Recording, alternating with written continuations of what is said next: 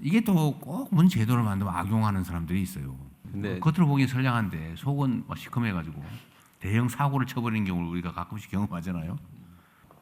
실제로 이제 규제라고 하는 게 있잖아요. 예. 정부 입장은 그런 거죠. 정부 공무는 원래 기본적으로 보수적이에요. 보수적. 그럴 수밖에 없거든요. 안전하게.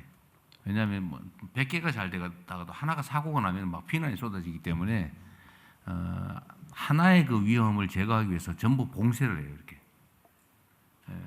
우리가 이제 무슨 뭐 사고가 나거나 화재가 나거나 뭐 아니면 정책을 실패하거나 이러면 잘했을 경우에 칭찬보다는 못했을 경우에 비난이 훨씬 크거든요.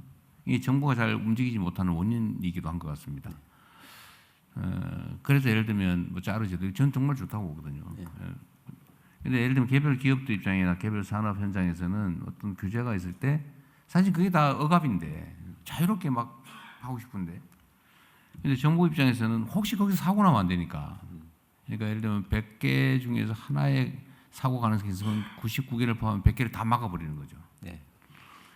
근데 아마 산업 현장에 계셨다 오셔가지고 아마 그 생각이 좀 많이 강하실 거예요. 우리 남궁범 위원장님은 이제 그런 그 문제 제기를 많이 하시라고 제가 일부러 산업 현장에서 모셨거든요. 예, 그래 하도록 하겠습니다. 네, 근데 그 짜르 제도를 저는 도입해서 실제로 좀 활용했으면 좋겠는데 이제 문제는 이게 또 꼭 문 제도를 만들면 악용하는 사람들이 있어요. 그러니까 뭐 악용을 하거나 뭐 아니면 뭐 잘못될 경우를 생각해서 막 규제를 촘촘하게 하다 보면 결국 없어지다시피 되잖아요. 그러니까 결국 민주적 통제를 잘해야 된다. 네. 투명하고 공정하게 이 권한을 갖게 되는 건데 그죠? 그 권한의 크기만큼 책임을 어떻게 구현할 것이냐도 고민을 좀 많이 해야 될 것 같아요. 왜냐하면 세상에는 김정관 장관 같은 사람만 있는 건 아니거든. 그렇잖아요. 근데 겉으로 보기엔 선량한데 속은 막 시커매가지고 대형 사고를 쳐버리는 경우를 우리가 가끔씩 경험하잖아요. 말로는 막 온 세상을 위해서 정말 공정하고 정의롭게 뭘 할 것 같은데 막상 막혀놓으니까 그거 가지고 엉뚱한 짓 해가지고 나라를 망치는 경우를 우리가 사실은 봅니다. 이 공직이 그래서 중요하죠. 공무원 손에 나라 운명이 달리는데 짜르를 한번 해보시는 것 적극 권장하는데 김정관 장관 같지 않은 사람이 악용할 경우를 대비한 적절한 장치도 잘 네, 그렇게 하겠습니다.